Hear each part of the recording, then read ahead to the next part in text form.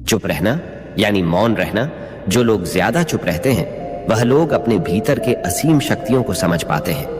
गौतम बुद्ध के अनुसार मौन की शक्ति इतनी ज्यादा है कि वह हमारे अंदर के सारे तनाव, सारी की सारी चिंता और भय को खत्म कर देता है और लोगों के बीच हमें एक होशियार और आकर्षित मनुष्य बना देता है। एक बार गौतम बुद्ध अपने आश्रम में अपने सभी शिष्यों को शिक्षा दे रहे थे कि दुनिया की सबसे तेज छुरी हमारी जबान है और दुनिया के सबसे खतरनाक हथियार हमारे शब्द है, जो बिना किसी का खून बहाए लोगों को अंदर ही अंदर मार सकते हैं। हमारे शब्द हमारी ताकत हो सकते हैं उसी के साथ, लेकिन यह हमारी सबसे बड़ी कमजोरी भी हो सकते हैं अगर हमें नहीं पता कि कब, कहां और क्या और कितना बोलना है। यदि हम सही समय पर सही इरादे के साथ सही शब्दों का प्रयोग करते हैं तो यह हमें एक सफल व्यक्ति बनाता है। लेकिन अगर हम सही समय पर सही इरादे से सही शब्दों का इस्तेमाल नहीं करते तो यह हमारे जीवन को नर्क से बदतर बना सकता है। तो दोस्तों, आज की स्टोरी के माध्यम से मैं आपको बताने वाला हूं कि चुप रहकर कैसे हम अपने जीवन को बदल सकते हैं। आपको चुप रहने की शक्ति का एहसास इस वीडियो में होने वाला है। वीडियो शुरू करने से पहले कमेंट बॉक्स में नमो बुद्धाय लिखकर वीडियो को लाइक जरूर करें। तो चलिए शुरू करते हैं। इस कहानी को जापान में एक बहुत ही प्रसिद्ध बौद्ध भिक्षु रहा करते थे। उनका नाम रिसाई था। रिसाई अकेले रहते थे। दुनिया के शोर शराबे से दूर जंगल में वो रहते थे और वह बड़े ही ध्यानी और प्रभु भक्त व्यक्ति थे, इसलिए वह पूरे जापान में बहुत अधिक प्रसिद्ध थे। एक दिन एक राजकुमार रिसाई के पास आया और बोला, हे प्रिय भिक्षु, मैं हमेशा थका हुआ, निराश और परेशान महसूस करता हूँ। मेरा मन बहुत अशांत रहता है। हालांकि मेरे पास सब कुछ है, दौलत, शोहरत, सुख सुविधाएं, जो हर व्यक्ति चाहता है या पाने की इच्छा करता है, लेकिन फिर भी मेरे अंदर इतनी अशांति और चिंता क्यों है? रिसाई ने उसकी बात बहुत ही ध्यानपूर्वक सुनी और कुछ सोचने के बाद कहा, तुम इस प्रश्न का उत्तर जानते हो, बस तुमने कभी इस प्रश्न को हल करने की कोशिश नहीं की है। रिसाई ने आगे कहा, मैं एक रिसर्च करना चाहता हूं, क्या तुम मेरा साथ उसमें दोगे? इस रिसर्च के बाद तुम्हारे जीवन में किसी भी तरह की अशांति और चिंता नहीं रहेगी। ये बातें सुनकर राजकुमार बहुत हैरान था। उसने रिसाई से कहा, बताइए मुझे क्या करना होगा? अपने मन की शांति के लिए मैं कुछ भी करने को तैयार हूं। राजकुमार की इन्हीं बातों को सुनकर भिक्षु ने कहा, तो फिर आप अगले 15 दिन के लिए मेरे आश्रम में रहोगे और एक सामान्य व्यक्ति की तरह अपना जीवन व्यतीत करोगे और इन 15 दिनों में तुम अकेले और चुपचाप रहोगे, जितना हो सके कम बोलोगे। राजकुमार उस भिक्षु की बातें सुनकर सहमत हो गया। पहले दिन राजकुमार को लगा कि उसका मन सामान्य से अधिक अशांत और विचलित है। उसके मन में तरह तरह के विचार आ रहे हैं थे और वह आम लोगों की तरह जीवन जीने में असहज महसूस कर रहा है। उसे अंदर से बोलने की इच्छा हो रही थी, लेकिन वह चुपचाप रहा।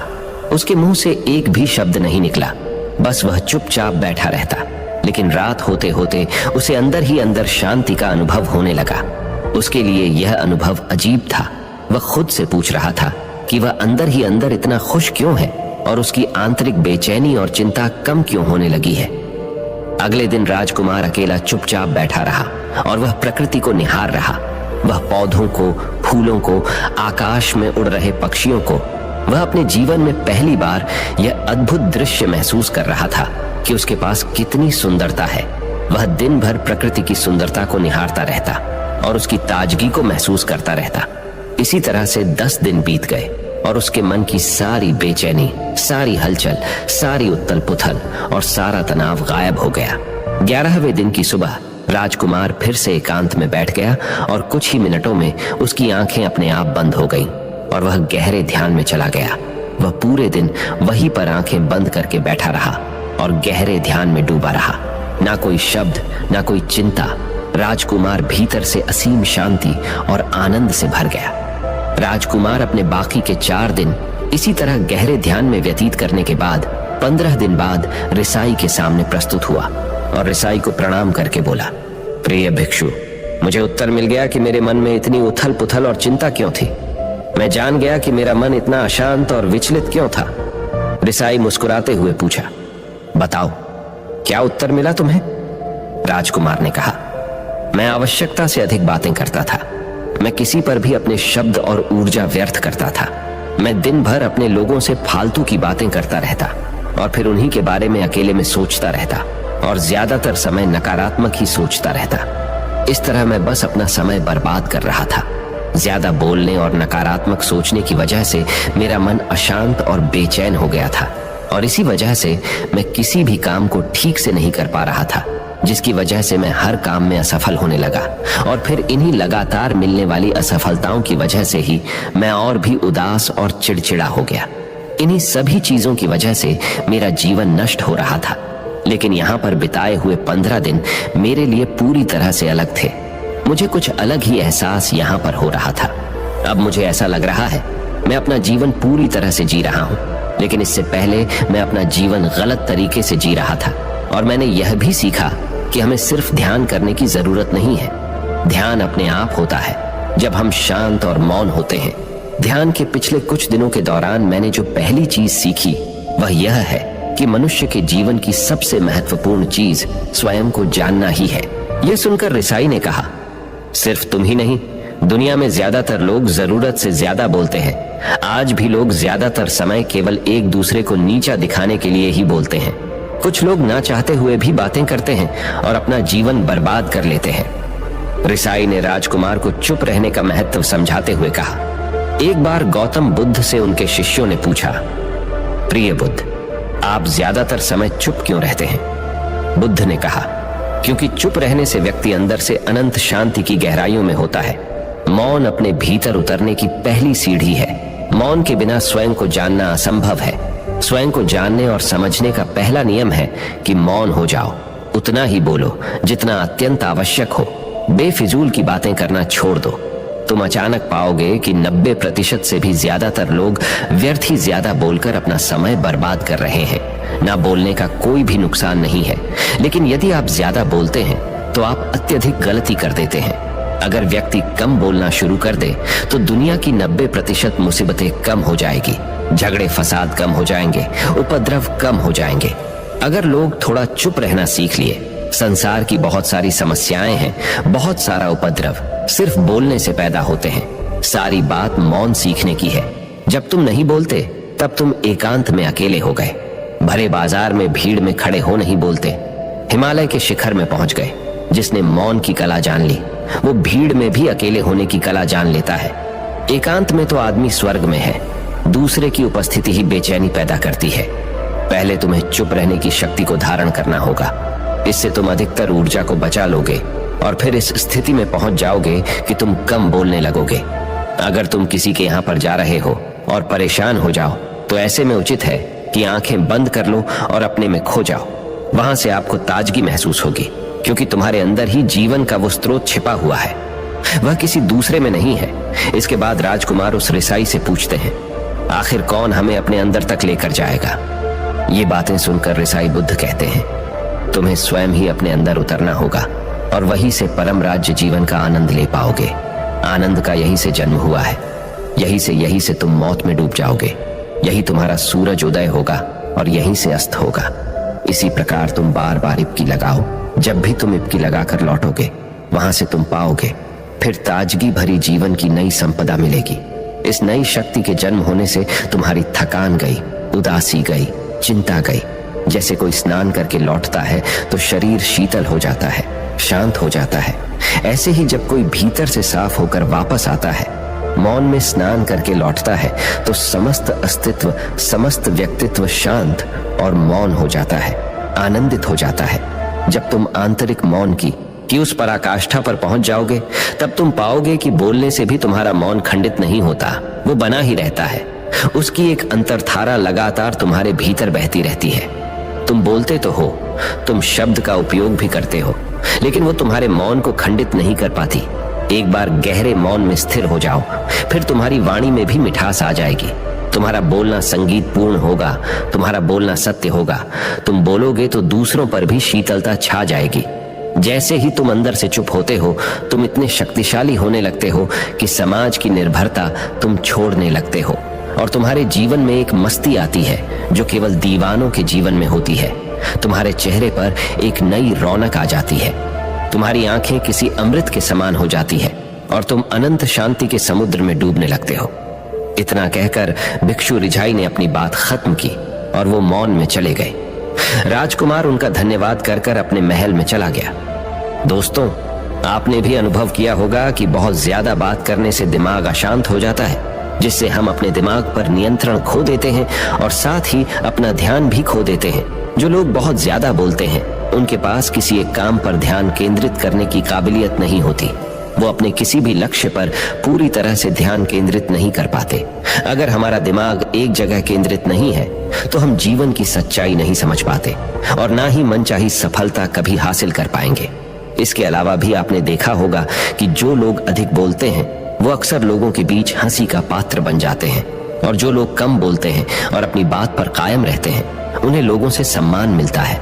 लोग उनकी बातों को सुनते हैं और उन पर भरोसा भी करते हैं।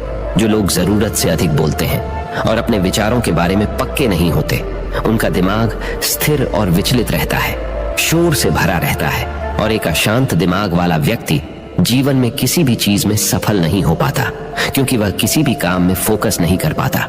यदि किसी व्यक्ति को यह पता है कि उसे कब, कहां और क्या बोलना है, तो वह व्यक्ति सच में बहुत बुद्धिमान है। और ऐसा व्यक्ति जहां भी जाता है उसका व्यक्तित्व आकर्षण का केंद्र बन जाता है और वह जो कुछ भी करता है उसमें सफल अवश्य होता है। अगर हम किसी महान और सफल व्यक्ति के व्यक्तित्व को गहराई से देखें तो पाएंगे कि वो कम बोलते हैं और कम से कम शब्दों में अपनी बात खत्म कर देते हैं। वो बोलने से पहले वो चीजों और जिसके बारे में उसे बोलना है उनके बारे में गहराई से सोचते हैं। लेकिन जो लोग बहुत ज्यादा बोलते हैं, बहुत बार वो झूठ भी बोलते हैं और अपनी बातों से दूसरों के मन और विचारों पर कचरा डालते रहते हैं।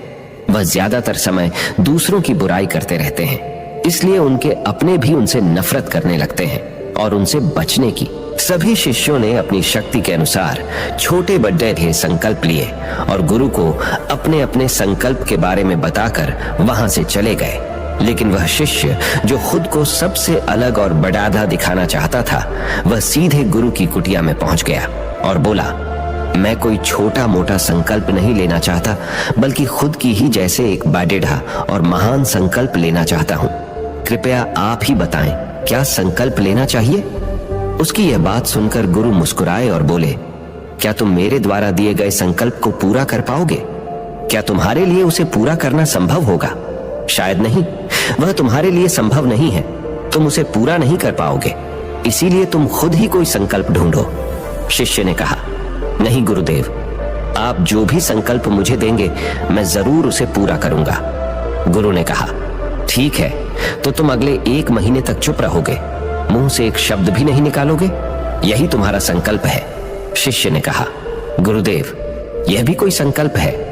यह तो बहुत ही आसान है, 1 महीने तक चुप ही रहना है। आप कोई बड़ढ़ा संकल्प दीजिए जो मेरी योग्यता के लायक हो, जिसे पूरा करने में मुझे समस्या हो। गुरु ने कहा, पहले तुम इस संकल्प को तो पूरा करके दिखाओ। शिष्य ने गुरु की बात मान ली और वह उसी समय चुप हो गया और पलटकर कुटिया से बाहर चला गया। उसे चुप रहना बहुत आसान लग रहा था। उसने एक दिन तो जैसे तैसे चुप रहकर काट लिया, लेकिन दूसरे दिन से उसके मन में ना बोलने का बोझ बढ़ने लगा।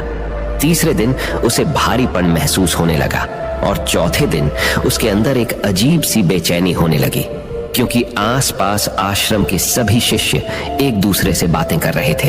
वह भी अपना पक्ष उनके सामने रखना चाहता था, उनकी बोलती बंद कर देना चाहता था, लेकिन उसका संकल्प उसके आड़े आ रहा था। इसीलिए वह पूरे दिन सिर्फ मुंह और आंखें बनाता रहता। इसी तरीके से कुछ दिन और बीते और वह शिष्य बीमार पड़ीडीएच गया।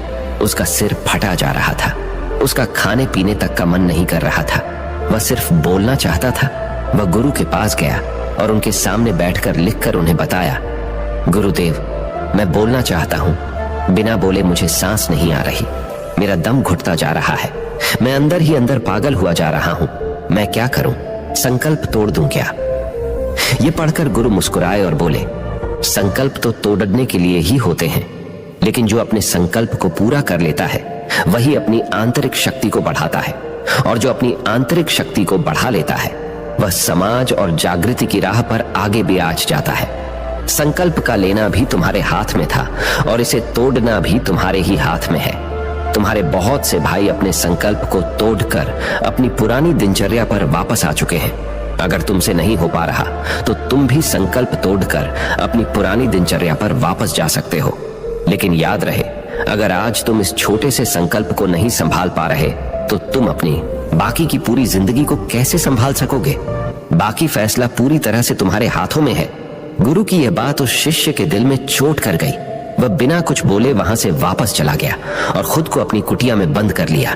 वह केवल अपने जरूरी कामों के लिए ही कुटिया से बाहर निकलता, बाकी सारे समय कुटिया के अंदर ही बैठा रहता। 15 दिन बीत चुके थे और आश्रम के लगभग सभी शिष्यों का संकल्प अब तक टूट चुका था, लेकिन उसका संकल्प अभी भी जारी था। संकल्प लेने के बाद से अब तक उसने एक शब्द भी नहीं बोला था। सारा आश्रम हैरान था कि इतना बोलने वाला इंसान चुप कैसे हो गया। 15 दिन बीतने के बाद वह दोबारा अपने गुरु के पास गया और लिखकर बताया है, गुरुदेव, मैं बाहर से तो चुप हूं, लेकिन मेरे भीतर बहुत सी आवाजें हैं, बहुत सी चीख पुकार और शिकायतें हैं। मैं अंदर ही अंदर बात करता रहता हूं। मेरा मन तरह तरह के प्रश्न पूछता रहता है। मैं बाहर से जितना मौन हूं, भीतर से उतने ही शोर शराबे से भरा हुआ हूं। क्या इस तरह से मेरा संकल्प अभी भी जारी है? गुरु ने कहा, हाँ, तुम्हारा संकल्प अभी भी जारी है, लेकिन जब तक लोगों की यह आवाजें तुम्हारे कानों में पेड़ी देती रहेंगी, तुम्हारा मन बोलता रहेगा, क्योंकि इसे तो आदत है बोलने की। तुम भले ही बाहर से चुप रहो, लेकिन तुम अंदर ही अंदर बोलते रहोगे। तुम्हें इन बातों से, इन आवाजों से दूर जाना पड़ ही रहेगा।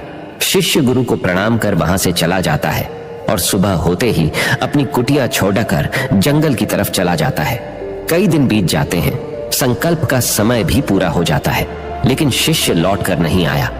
आश्रम में सभी को डर था कि कहीं जंगली जानवर ने उसे खा ना लिया हो। इस बीच उसे ढूंढने की बहुत कोशिश की गई, लेकिन वह कहीं नहीं मिला। सभी गुरु भाइयों ने मान लिया था कि जंगली जानवरों ने उसे अपना शिकार बना लिया है, लेकिन गुरु को ऐसा नहीं लगता था। एक दिन आश्रम का एक अन्य शिष्य गुरु के पास आया और बोला, गुरुदेव, हमारे उस अधिक बोलने वाले भाई के साथ क्या हुआ होगा? क्या जानवर ने उसे मार दिया होगा? गुरु ने कहा, हो सकता है कि जानवरों ने उसे अपना शिकार बना लिया हो, लेकिन उसके न लौटने की एक दूसरी वजह भी हो सकती है। शायद उसे वह मिल गया है जिसके लिए वह गया था। फिर शिष्य ने पूछा, गुरुदेव, क्या ज्यादा बोलना इतना हानिकारक होता है? गुरु ने कहा, इंसान के जीवन के बहुत सारे दुखों में से एक दुख यह भी है कि वह कभी चुप नहीं रह सकता, हमेशा कुछ ना कुछ बोलता ही रहता है। सिर्फ हमारे बोलने के कारण हमारे आधे से ज्यादा दुख पैदा होते हैं। परिवार के अधिकतर झगड़ों की वजह हमारा बेमतलब बोलना ही होता है। हम में से कोई भी चुप नहीं रहना चाहता। हम बस सामने वाले को सुना देना चाहते हैं। जो भी हमारे मन में है सब निकालकर उसके मन में बैठा देना चाहते हैं। उसे समझा देना चाहते हैं कि देख, तू गलत है और मैं सही। और इस तरीके से सब एक दूसरे की सडड ही गली बातों को ग्रहण कर रहे हैं। इस तरीके से सुनने और सुनाने का यह काम जिंदगी भर चलता रहता है। लेकिन इस नासमझी में हम अपना समय, अपना जीवन, अपनी समझ और सबसे महत्वपूर्ण व कीमती पल जो जिए जा सकते हैं, जिनको अनुभव किया जा सकता है, जिनमें आनंद को प्राप्त किया जा सकता है, यह सब खो देते हैं। लेकिन इसके बदले हमें मिलता क्या है? कुछ नहीं, सब व्यर्थ और बर्बाद हो जाता है।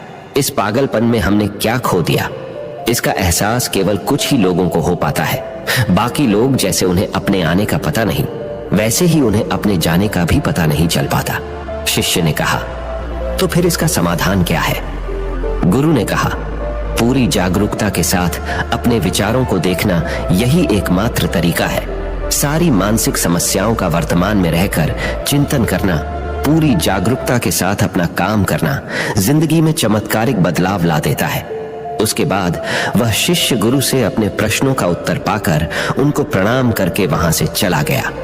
उस शिष्य को आश्रम छोड़ कर गए हुए 3 महीने का समय बीत चुका था, लेकिन उसकी कोई खबर न थी।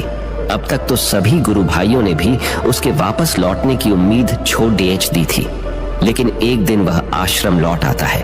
उसे देखकर सभी के आश्चर्य और खुशी का ठिकाना न रहा, लेकिन अब वह नहीं था जो यहां से गया था। वह कुछ और ही बनकर वापस आया था। उसके अंदर एक गजब का बदलाव महसूस किया जा सकता था। उसके चेहरे पर एक गजब का ठहराव और आंखों में बनी शांति थी। आश्रम में आते ही सभी गुरु भाइयों ने उसे चारों तरफ से घेर लिया और बातें करने लग गए।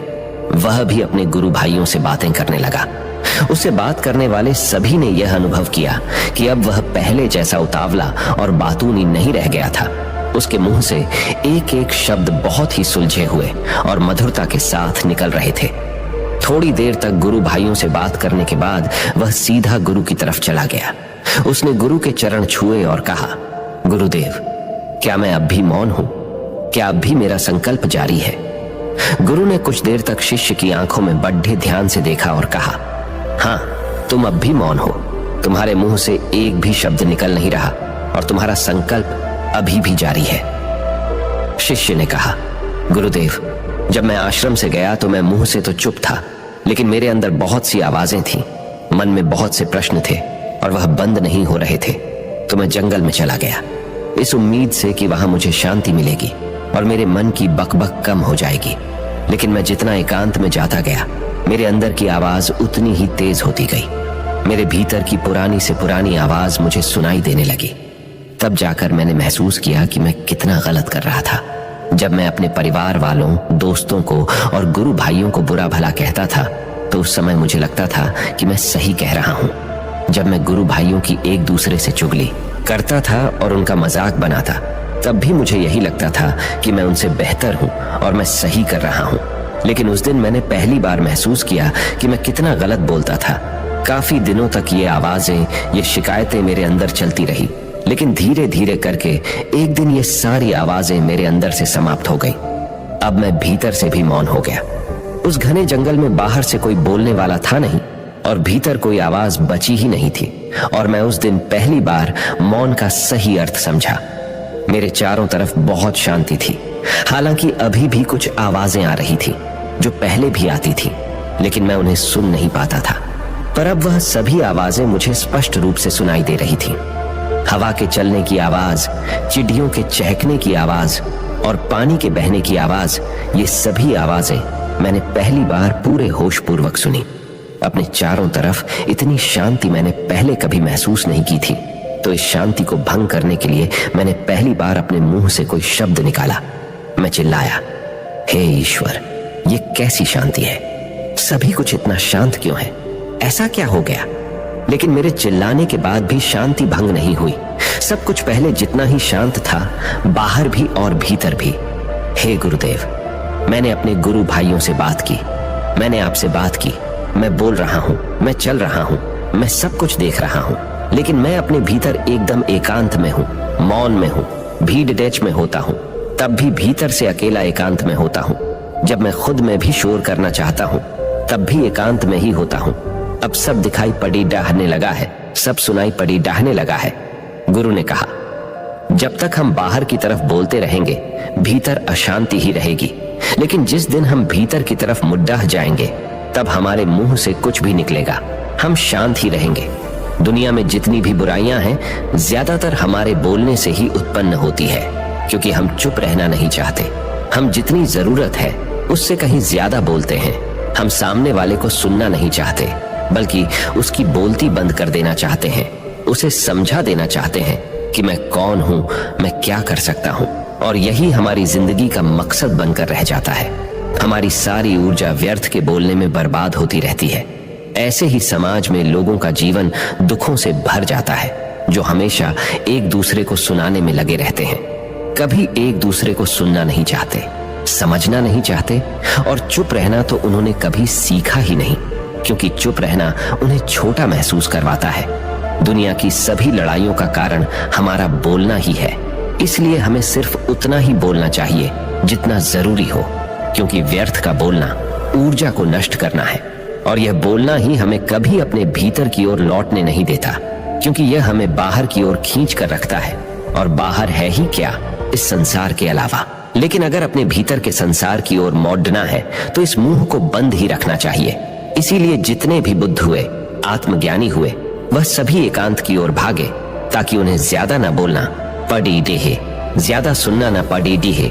वह एकांत में रहे और शांत रहे, इसीलिए आसानी से भीतर की यात्रा कर पाए। लेकिन अगर कोई चाहे तो इस संसार में रहकर भी एकांत में रह सकता है, शांत रह सकता है, लेकिन इसके लिए उन्हें अपनी ऊर्जा बचानी होगी, जिसे वह अब तक अपने व्यर्थ के शब्दों में बर्बाद कर रहे थे। दोस्तों, इस कहानी की सीख यही है कि व्यर्थ का बोलना ऊर्जा को नष्ट करना है। ज्यादा और व्यर्थ बोलना ही हमें अपने भीतर की ओर लौटने नहीं देता, क्योंकि यह हमें बाहर की ओर झुकाए रखता है। और जिन्हें भीतर की यात्रा करनी है उन्हें अपने मुंह को बंद ही रखना चाहिए। मुझे उम्मीद है कि आपको यह कहानी पसंद आई होगी और काफी कुछ सीखने को मिला होगा। कहानी के बारे में अपने विचार आप हमें नीचे कमेंट बॉक्स में कमेंट करके बता सकते हैं। नमो बुद्धाय।